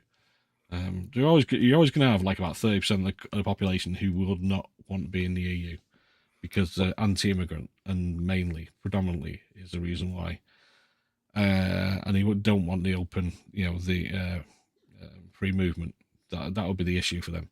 But then the other 60 odd percent are going to be they're persuaded. They're already, 30, it's probably about 30% are already want to be in the EU. 30% don't want to be in the EU, and those will probably very rarely shift their position. It's that like sort of 30 odd percent in between that you need to sell it to. But yeah, the press. And again, Leveson too is another thing that he could have done. He just seems to have backed away from. I don't know. I mean, there's talk of he with Keir Starmer. He's not really a politician, so he's more kind of he approaches things like a lawyer would do, sort of like an administrator. This is what we want to do. These are the steps that we need to do it, rather than actually kind of selling it as in a political way to people. This is what we need to do, and these are the reasons why, and it'll be good for you, and all that sort of stuff. Well, his interview with Beth Rigby on the winter fuel was absolutely horrible, because basically she was pointing out like some of the people who are going to struggle, and rather than actually address that question, he just kept going back to his lines of the £22 billion black hole. Yeah, and it was just really, really, really damning, like completely ignoring the situation that somebody is in. Yeah, like that paints a very wooden prime minister, because that kind of rhetoric you would get from the Conservatives when it came to it. But to hear that from him, that's really bad for him. I mean, Labour is a party of the welfare state, so looking after pensioners should be one of the priorities, you would think. But yeah, Brexit's obviously going to be one that's just going to keep running. I was going to say because I almost forgot what I was going to say. To be honest, we kind of because I mean, most of the streamers on here, like myself, you probably, I know you've for your sins you voted for Brexit, but you kind of changed your mind on it, didn't you? So, but most of us kind of got into all this. Phil, Graham, Max, Bowler Hatman, all pretty much anti-Brexit, all pro-EU, really. Or Marcus Allshorts.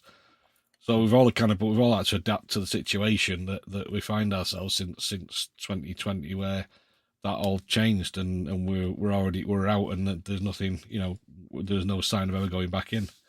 So it's you were saying about how obviously UKIP and then the Brexit Party now we form. Yeah, and originally referendum party as well. Yeah. This is where you need a movement, obviously, to push the rejoin thing more than ever. That's where I look at they're not really a political party, but they're a movement, the Rejoin EU. Yeah, they actually had some candidates at the last general election, and I'm thinking, why don't they actually form a proper political party? Like, they can get it. Why not actually form a political party and actually push it? Well, they are a political party, so you can. But the problem is they're just not getting enough funding. Is that what it is? Or that is a major issue. When you look at like Reform, they've got massive backing. But they built up over decades. UKIP when it started was tiny. But I think pretty much if you want to be, you can put yourself up for election as a Rejoin EU candidate if you want to, as long as you sort of fill in, pass the criteria that they set. But you have to pay your own deposit, and you have to put yourself up and do your own campaigning. There's, because it just isn't the. I think I've seen it a few times where people said, like, what people really don't realise is like Labour and the Tories are like well-oiled machines of campaigning, and probably Lib Dems as well to an extent. They've got grassroots members who will go out campaigning for you. I joined the Labour Party, constantly bombarded with things. Can you come out on to some other town across the other side of Manchester on Tuesday night to go knocking on doors and stuff like that? or can you spend like a few hours phoning round and phoning numbers, campaigning for us, and so they've got this big massive organization behind them that's got massive databases and loads of can produce leaflets and flyers and web pages and all that sort of stuff on demand. When the remain any other political party hasn't got that, and this is what people find when they decide to leave a party. I think it was the Change UK, wasn't it? They called the the group that split off. Yeah, which was my MP at the time was one of them. God, what's the name? Coffee, not Therese Coffee, Anne Coffee. She's the MP for Stockport. They found that they left and thought, oh, they start this other party up and we can kind of like work together and do this. They suddenly found that basically you go from like this thing where everything's all ready for you, all set up and everything, to basically nothing, and you've got to try and you've got no backup, you've got no funding, you can't organise anything. You've got no members, you've got no volunteers, nothing. And they were so badly organised. I offered to help, Anne Coffee, and I messaged her and she messaged me back about different things, and I got no response about like offers for help. And then months later, when they were started, they suddenly this thing of like, oh, we're choosing our members for, and I'd offered to join and all the rest of it. Got no feedback, nothing from them. And they just randomly asked you to join. Yeah, well, no, they didn't just. They basically afterwards started asking me to help out, and it's like, well, you kind of didn't even, you asked me to help. I offered to help, but what annoyed me about that was when he asked people to go down to Bristol, spend hours, spend their own money to get down there to Bristol, which is like, it's not central to any other part of the country, is it? So you got people going down to Bristol for selection for the European elections. Yeah. As candidates, and then when they announced them, they're all basically famous people. So it's like, well, what was the point in that if you already knew you were going to pick like Boris Johnson's sister and TV presenters and stuff like that? Was it Gavin Hessler? Why would you? What's the point in dragging all these people down there to interview them for when you already pretty much know who you're going to have on there? And they didn't win any seats because he just looked so bad. He just had just wasn't great. And then there's the kind of like, what's his name left, but yeah, the point being that there isn't you haven't got the same infrastructure that you've got as a big party. No, I agree with that, but when I understand that, but when you see the marches, like, and you see the amount of people that come out to those marches, and you would think surely like you can turn them into volunteers, surely you can use them to galvanize. And my I suppose, if I ever get get a sit down chat with Mike Galsworthy, like my question to him is why are we not utilizing this why are we not utilizing this grassroots why are we not utilizing this more? Like let's turn these into volunteers, let's start raising like other means, like. And I was like, do we know any like celebrities that are in favor of the EU? Okay, can we get them to endorse the party? Yeah. Like, can we get them maybe to do a donation to the party, like sort of thing? Like, and if you can get celebrities, because there are celebrities here in the UK, I'm sure there's English or Scottish celebrities or Welsh who would want to rejoin the EU. If you out there, if you get them to endorse the party like that. Getting celebrities on board, that gets social media attention and whatnot. Like that for me, it's like Nigel Farage became the figurehead for he was the figurehead for Leave, right? He became their figurehead, he became the face, and then he had all the right wingers, the billionaires and whatnot throwing money at the party and whatnot. But he was literally the front and face of it, right? Yeah.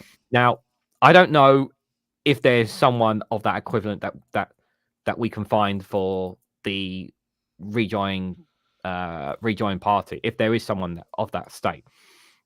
As for money, I generally think it's not just obviously from the ground up, the volunteers and whatnot, but I think if you can just get like there are people within the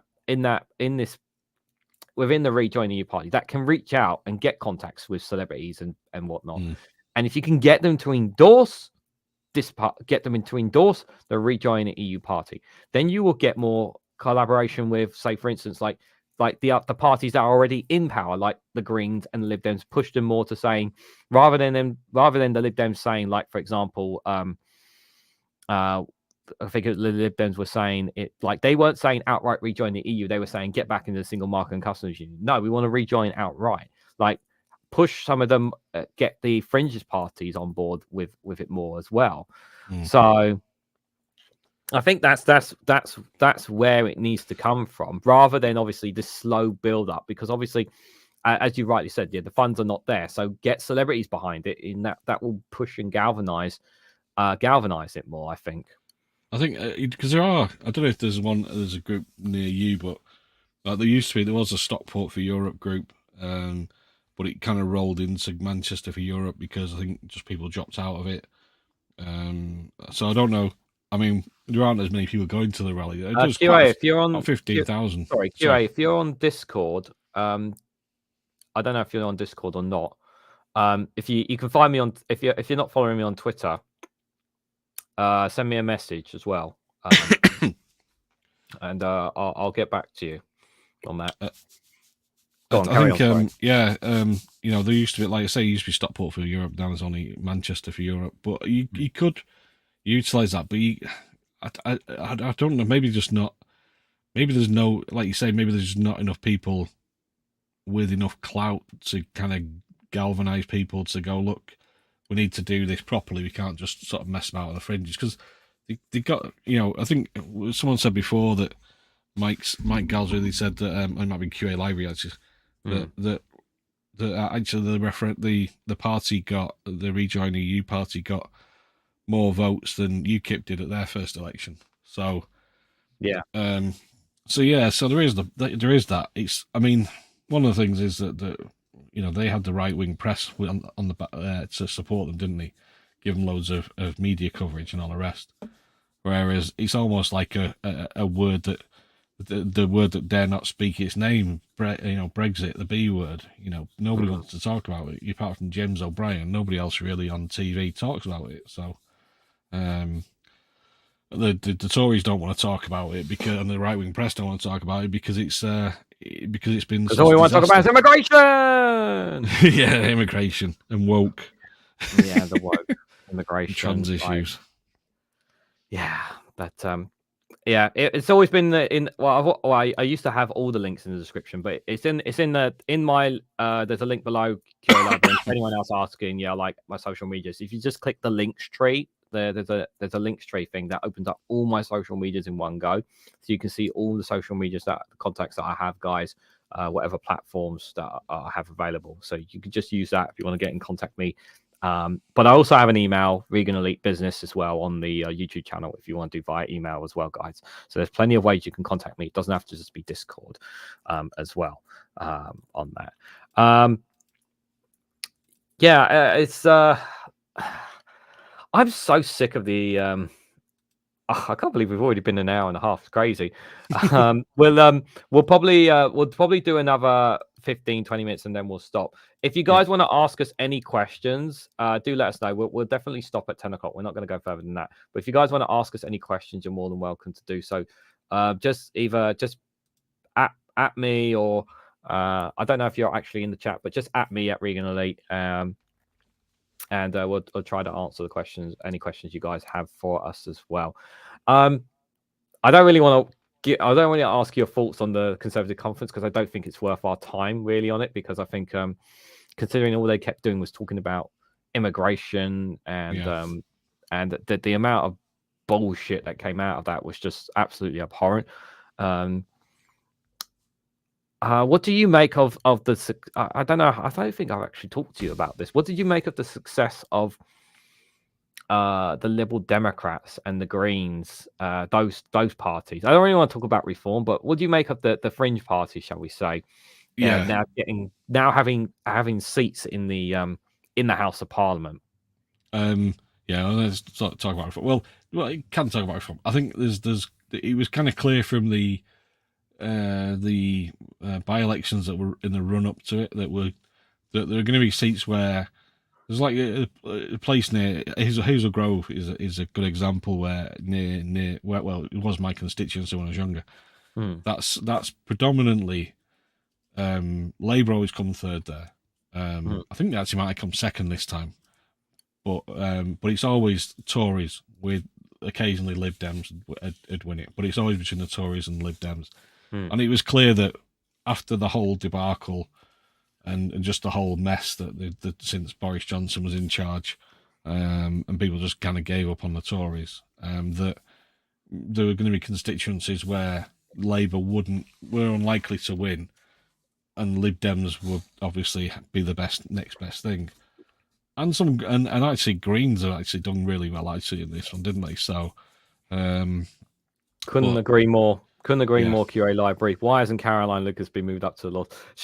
I really wish she stayed on as an MP, but I guess the stress just, the whole thing just got to her. But I think, that's somebody you could definitely put in the House of Lords that would actually strengthen democracy and people's rights. On that. I'll just get rid of the Lords for a start. We'd rather get rid of of it altogether. But just going back to asking what good things they've done. Labour they're gonna get away with all the lifetime peers, aren't they? Not lifetime peers, the hereditary peers. Say. So there's that. But I think. What was the question again? What were we talking about? We were talking about political parties like the Greens. Oh yeah, So I mean, for the Tories, they obviously lost a lot of voters, and they probably most of the voters either have gone one of two ways. They'll have gone to the Lib Dems, or they'll have gone to Reform, if they're kind of proper Tories. And so the right ones who lean to the right will go Reform, other ones will go to Lib Dems. The floating voters will have gone to Labour. And the Tories who couldn't bring themselves to vote for another party probably just didn't vote at all. So but the Lib Dems done quite well out of it, and there are obviously going to be some. If it's like me as a Labour supporter, I couldn't bring myself to vote Tory. So in a choice where like Hazel Grove, where I was, the choice was either you voted Lib Dem or your vote was wasted. On Labour. I think I actually did quite well Labour this time, but again, it was one of them. A lot of people I think were put off voting Labour, even if they wanted to, because they thought Lib Dem was it's always going to be a Lib Dem versus Tory constituency. But the system is pretty crap, to be fair. Anyway, the system that we have, but seeing like 70 Liberal Democrat MPs is weird, considering that they didn't get they like the amount of votes that Reform got, and yet they don't have the MPs to show for it. No, Reform spread across the whole of the UK, isn't it? Yeah, they had votes in Scotland and Wales, not just England as well. Yeah, whereas Lib Dem voters probably are more likely to be in those constituencies that they've won. So. It's interesting because I was talking to this guy. I've forgotten his name now. He was part of Manchester for Europe at the Fringe event last week, and we're talking about like the rejoin marches. They're predominantly like white middle-aged people on those marches, and it's like. Really, what you need is like young people at least to go. You need to get people from different backgrounds as well on there. I think I don't know whether it's just a cultural thing, whether people, I think there probably is like a little bit of a thing where, white European people probably go for. It might be a bit controversial, but it's you look at it, you want free movement.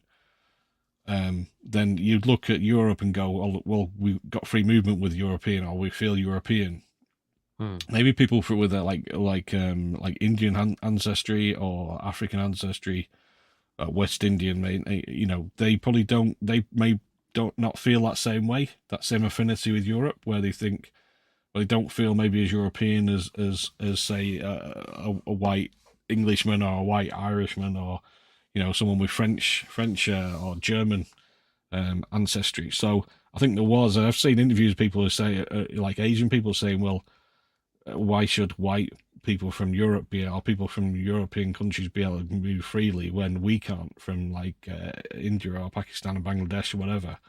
And that probably applies to people from Africa as well, or with African descent, is they maybe don't feel as European as maybe some like I say, somebody from with Irish ancestry or English ancestry or Scottish or Welsh. And maybe that's the reason why. I don't know. I'm just surmising, just based on what the things that I've seen on interviews. But that's something that we need to, if we're going to move forward, if we're going to convince people to rejoin the EU, that's something that's going to need to change. You're going to have to get away from this the white middle-aged people. Because I was talking, we were talking this guy, and there's like me and the other guys, Phil Graham's brother. And they're like, well, they all look like us, the white men. A lot of women, actually, to be fair, but there's a lot of like white middle-aged people there, and that you need to get the youth in there at least. Yeah, so we need the more campaigning, shall we say, for, I suppose, hitting the colleges and universities as well on that movement. Just wanted to get to Azkir Super Chat, £5 Super Chat. Thanks for that. Get rid of the laws will be a problem as it breaks the Act of Union, as it requires 16 Scottish laws to be permanent. That's an interesting problem. Yeah, but I mean, the Act of Union, surely you can't. Surely there are laws that supersede that. You can supersede an act, can't you, in certain areas? So I mean, sure you can't. Politicians looking into this. Yeah, you must be able to kind of like, there must be parts of the Act of Union which no longer exist or have been superseded by other laws, I would have thought. Because any political act can be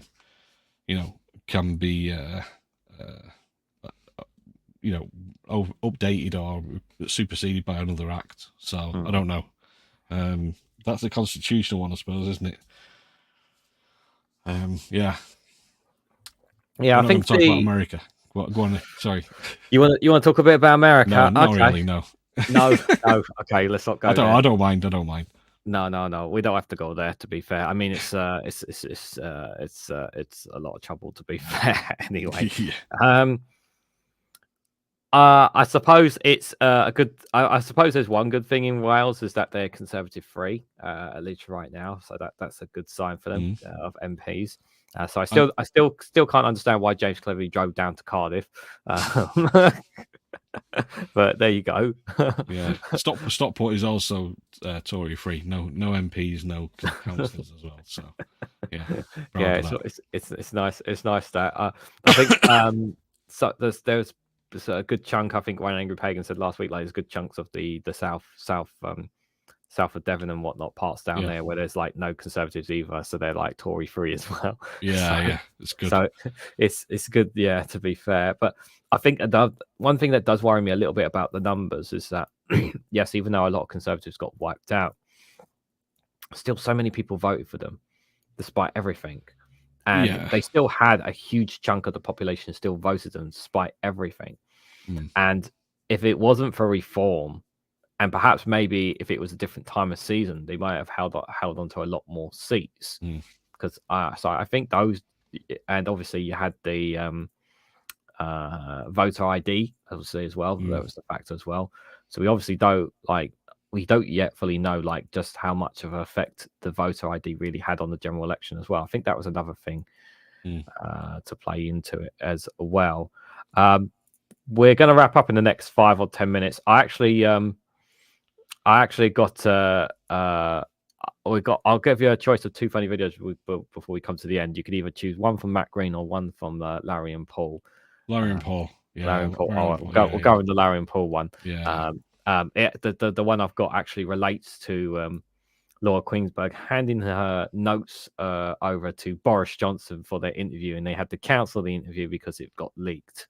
I haven't actually seen this story. I kind of like just sort of Matt Green he did a video about it before, and I kind of saw it. I saw a headline that maybe could give you some background. So Boris Johnson, the interview was cancelled. Yeah. So where is it here? There we go. So BBC cancelled Boris Johnson's interview after Laura Queensberg message gaffe. Let me I'll just show you guys a little bit of this for those who don't know too much about it. So, briefing notes: mistakenly sent to ex-MP meant it was not right for the interview to go ahead, said the presenter. I wonder how often this message gaff was happening. Well, she's probably got him like at top of a list of contacts if she's sending it to him. Yeah. So I mean, we always suspected that she was like in cahoots with him, wasn't she? She, you know. Yeah, it was supposed to be broadcast tonight on BBC, but obviously, but we know those two have, they've had so many interviews together. Like, we know that they've, like, it was never a proper interview. So, like, everyone's like, it's a big story. And it's just like, are you guys really surprised that Laura Queensberg has been giving her questions to Boris Johnson in advance and whatnot? And it's like, this does not surprise me at all. The only reason it's surprising people is because they've been caught. Is because she's been caught out. Yeah, but it needs to be highlighted that this is what she's up to. This is what she's like. You know, well, she should be kicked to the curb, and her show should be axed, and it should be for Victoria Derbyshire. She should be suspended while they investigate what actually happened. You know, that's what should happen. Not just cancel the interview or postpone it or whatever. She needs to be suspended and investigated, because this is political collusion, really, isn't it? It's proper giving briefing notes to somebody interviewing, so they can prep before the interview, so not get caught out with anything. It's not on, is it, really? I mean, why is she done? Was she's only doing one interview with him? Is that I don't with her? Is he? He's only doing one interview with her, I think. I just got to mention this comment from Chatty Rat. Cleverly going to Cardiff was a foreign affairs minister going to a foreign country. There's nothing wrong with it. He's in Dublin this evening, meeting the Irish Foreign Affairs minister. But he's a shadow. He's a shadow. Yeah, he's not a minister anymore. Yeah, so he's not, but he's shadow. But like he was saying, they're going there to meet Welsh Conservatives, and it's just like, yeah, but there's no MPs, buddy. No, well, they need to work to try and get him back down, and that's probably what he's doing. But yeah. Thick as thieves, as Alistair Keir says. Yeah, absolutely. So that's pretty much the story. And then broken news. It's not it's pretty. I think it's an old one from them, to be fair, because it's quite linked to it. Because the only reason I say that is because they haven't posted it on YouTube at the time of this live stream. Right. But they did put it out there for people. I definitely do feel that I always try to be optimistic, but I'm pessimistic about things from Labour as well. I am very happy that we actually have some Green MPs in there. I don't like the fact we have 5 Reform, but they were saying like they were supposed to be like more. What was it, 12? Wasn't there originally? I think they said in the yeah, they thought they'd get a lot more than they did. Green did better than they expected, or they originally predicted to. So so I'm glad that the Greens did well. Although they are starting to get some coverage, which is a good sign. I'm not seeing enough Liberal Democrats. Maybe it's just me, but maybe they're on Question Time and I just don't see enough of them guys. Maybe it's just me, but I think just kind of going back, and I'm jumping about a bit, but going back to the amount of votes that these parties got, because I mean, under a PR system, you'd have to accept that Reform's going to get quite a few seats. Yes. Labour probably won't get as many seats. Tories won't get as many seats. Parties like the Greens and Lib Dems would get more seats. So, but then you look at Austria and their elections recently. Was it last week? And you look at the percentage of the party of the vote that they got, and the party, everybody's panicking because the far right got like 32%, I think it was. But it's like most of the other two main parties have got about 25 each, roughly. Yeah, something like that. But they're still not going to form alliances with them anyway. So they. Well, this is it. So they're not going to form an alliance with the far right. But you would hope they wouldn't anyway, because one's a right wing party. I think the party that came in third, I think. But you add up the two of the two next parties, and then I think the Green Party is the other party, about 10%. You've got enough to form a coalition with a majority that the far right hasn't got any power anyway. And I think that when you compare that to the British system with the first past the post system, basically they would have a majority in Parliament. That far right party under our system because if the Conservatives and Reformed united, yes, they would. No, I'm saying that party would probably have got enough votes and won enough constituencies to actually get a majority because of the first past the post system in this country. Yeah, because they had that system, yeah. Because they've got proportional representation. Yeah. Because if what we're saying is like if that was held under the UK system, the first past the post, the Austrian far right won. Yeah, they've won the most seats, but they haven't got the majority. Whereas the first past the post system, that's right. Under the first past the post system, they wouldn't get them. They would get the majority of seats probably with that sort of vote. So then they would have like a stranglehold on power. So you look at that and you think that's probably a convincing argument for proportional representation. Also, I think the thing with proportional representations, and I've said this before, is that you end up with parties having to form coalitions with parties that they wouldn't maybe not naturally be bedfellows with. Yeah. Hopefully not with the far right, but even in the if you went out to go into coalition with the far right, you would only really do it as if you were the major party in it, and you would limit the amount of you'd limit the amount of things that they could do, so they wouldn't have free reign to do whatever lunatic things that they wanted to do. Whereas over here, if Reform suddenly became the major force and won 30% of the vote, they could have power with a majority and they could do whatever the hell they wanted. Yeah. And that's why we really need to get PR. Yeah, we do need to get PR. I am worried that Labour will get too comfortable with their majority. That is something that does worry me quite a bit. Like, I do think I mean, obviously local elections will say a lot as well, because obviously there were 1 or 2 by-elections already where they lost to Conservatives, which already was like raising alarm bells for me. It's just like already, like, that's not, like, considering like how much we despise the Conservatives, and yet there's still people turning out in numbers for them. So they've still got their voters out there. That is for sure. Guys, we're coming near to the end, so I think what we'll do is I think we need to get some really informative news from 2 very important people who know all about news better than even myself and Lee Corne, and that is Broken News, who know better than all of us. I can't do anything more with the screen, unfortunately, but hopefully you guys can. You should be able to see and hear it from here anyway, but I hope you guys enjoy this. It's from Larry and Paul. Queensberg sent the interview notes to Boris, you say. We're shocked. Totally shocked. Hopefully the volume will be all right. Should be all right for you guys. If it's not, if there's a problem with the volume, let me know, guys. Welcome to Broken News. A number of top British journalists say it's completely unfair to expect them to report truthfully on major political stories. That's great mates with the people who are in power. The group of client journalists has been called as much use as a clotted cream dildo in an orgy. Our reporter has more.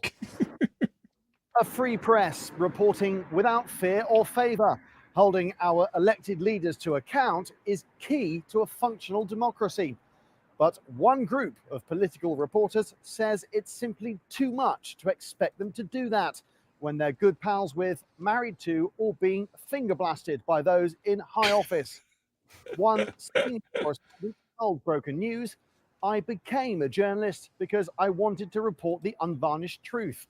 But it's much harder to do that once you've quaffed Bolly with Rishi in Mayfair or attended the GQ Man of the Year Awards with Govey and done Gack in the Bogs with him." News put it to one client journalist that they were simply copying and pasting messages from a WhatsApp group without checking facts or getting a second source. They said, "Same old Labour, flip-flopping while the PM delivers on the people's priorities. Just copy and paste that, Rob and Laura. See you at Claridge's on Friday. Obviously, don't paste that bit, or this bit, or that bit. The issue was brought into sharp focus during the COVID inquiry, when details emerged of scandalous behaviours at the heart of government that literally everyone knew about at the time, but some reporters didn't report on at the time because they said they couldn't possibly have known about it at the time, even though everyone was screaming at them at the time to report on it at the time.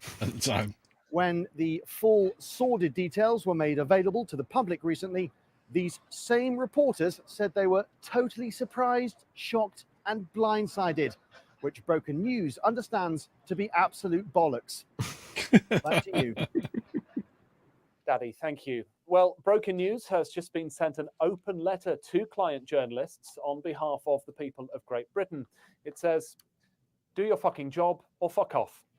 What a lovely story. That's all for Broken News. You're up to date. There we go, guys. So we are officially up to date Brilliant. with the latest news from Yeah, Broken yeah. News. Yeah, you can tell that was an old Excellent. one because obviously they mentioned the Tory government. No, did you get an age? Happen to have? You couldn't find an Adrian Charles Well, today. hang then? on a sec. Sorry, somebody's ringing on the phone. Hang on. Sorry, hang on. Hello? Adrian, how are you doing? You want? He's watching. He's watching. He wants to come on. Can you let him on? I'm gonna. Let me show you Regan. What do you reckon? What do you reckon? Let's go for it. Yeah, get him Go on. for it. Yeah, yeah. He says really important. Right. Okay. Okay. Yeah. He says it's really important. Right. Right. I'm gonna set Adrian. Hang on there. Right. So he's on the line. So I'll put him on the mic in a second. Okay. So do you want me to start? Yes. So our friend Adrian is Okay. here.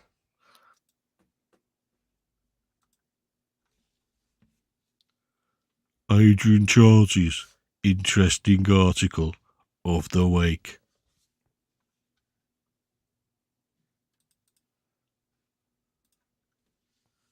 Would you row across the Atlantic with someone like me? I certainly wouldn't. If you were risking your life in the middle of the ocean, you'd want your shipmate to be a cheerful problem solver. That's me out of the running. That was Adrian Charles's interesting article of the week. There we go. Oh, thank you, Adrian. It was good Thank to you, hear from yeah. Adrian again. Yeah, cheers, Adrian. All right, see you later. Yeah, love you too. Bye. Oh, there we go, guys. For those who were I know some people joined in and missed the conversation earlier. Yeah. For those there, obviously, we used to do the Adrian Charles was absolutely brilliant. Lee, thank you so much for doing that. That's absolutely fantastic. Oh, great memories. I nearly broke then. You At did, one point, you I broke did. at the end. It was like, oh! Oh dear. Yeah. Oh, So I bet there's some who've literally waited for that the whole show. They're like, come on. yeah, they're like, Adrian come on, Charles. do it. Do it. There you go. You can go to sleep happy now. That's what as the kids be waiting for. He's just like, he's like, Regan, when's he doing it? Yeah. Oh dear. Brilliant. So guys, we have just hit 10 p.m. here. Wow, Guys, 2 hours. We have done the full 2 hours. I want to say, Lee, first of all, thank you so much for coming on. You're welcome. I really Thanks for having me appreciate it. We'll definitely, if not doing a Snowflake talk, but a round table, I'll definitely have you on board. Definitely something I want to organize at some point. I will keep you in the loop. That is for sure. Yeah, QA. If you, I'm definitely more than happy to get in touch with Mike Galsworthy for a chat or whatever. I'm more than happy to give my time to that man. But I just before you set up anything with him, I just want to set up with him or anything else. I just want to point out for those who don't know, this is my last live stream for a while, guys. There's no live stream or premiere video tomorrow because I have a lot of content to record. I have some good news, though. I have some some different content that's going to be dropping over the week next week while I'm away for you guys. Something different. not good news, not normal news and politics, but something else. So you guys will have to check it out. Some of it may be news that you may have heard before as well. So I'm not gonna. I'll tell Lee after the live stream what it is, so he'll know. But yeah, it definitely got something for you guys there. Content from Saturday onwards will be reduced from basically instead of 4 short videos a day, it'll be reduced to 2 because I won't have time to record on the weekends, guys. I just won't. So I've done loads of recording today. I've got loads of recording to do tomorrow because I want to make sure there's plenty of content for you guys while I'm away on holiday, because I will not be near the computer at all. There'll be no way for me to record content for you guys. As you can see, there is obviously the next Snowflake Viewpoint. No, it's not Monday, but the following Monday, I should be back in time for that. And then obviously I will try, when I come back from my holiday, I'll try and plan some more guests on, and obviously try and do a roundtable, a once a month roundtable or something like that. I need to figure out what the kind of format and stuff I want to do before I start getting people on board as well. I also want to say a massive thank you to Alistair Keir for the super chats and the gifted memberships today. Thank you for your support. I really appreciate it, my friend. You really really have been really one of my biggest supporters here on the channel. So thank you so much. I really appreciate your kindness. I really, really do. And thank you guys for all your comments and for giving your time to joining us here tonight. But yeah, keep an eye out for a post. I will have a post updating you guys what content's going to be dropping over the holiday while I'm away as well. I'll drop that before I actually fly out on my holiday as well. Don't ask me where I'm going. I don't want to give that away, guys. But don't worry, there'll be people to look after the cats here at the house in case you guys are wondering. So don't worry, they'll be all right. But thanks again, Lee. Thanks for inviting me. Thanks to everybody in the stream for. Don't exit StreamYard just yet. I won't do. Yeah, but I'm gonna hit the outro in just a minute, guys. But yeah, thank you guys so much. But just before I go, I just have one final thing. I should do this as well. Ollie, what are you doing? He turned off bastard turned off the he turned it off again.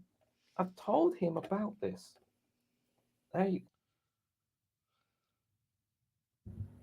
Now he's trying to switch off my mic as well, bastard. So, yeah. But don't forget, the guys. Orb. The orb in all. All hail the orb. All hail the orb. Did I have it? I had it on the Snowflake Show before. Yeah. You did the orb. And Ollie as well. Yes, and Ollie the lava lamp as well. And Cash Dummy. Yes, and Cash Dummy. He did message me a while back as well. Did he? Oh, good. Yeah, good. which is good. Good. He's just been very busy. But yeah. Guys, just before I hit the intro, just got one last thing to say. If you haven't already, please hit the like button. We greatly appreciate it. Share this across social media so others are notified of this live stream. If you haven't subscribed already, please consider subscribing and do check out the Snowflake Show that we used to do as well. And if you want to go one step further, financially support me and the work that I do here on this channel, you can do so by becoming a YouTube member for as little as 99p, or join me on Rumble or Patreon for exclusive content on those platforms. So thank you all so much for watching, and I hope to catch you all very, very soon. Bye. Bye.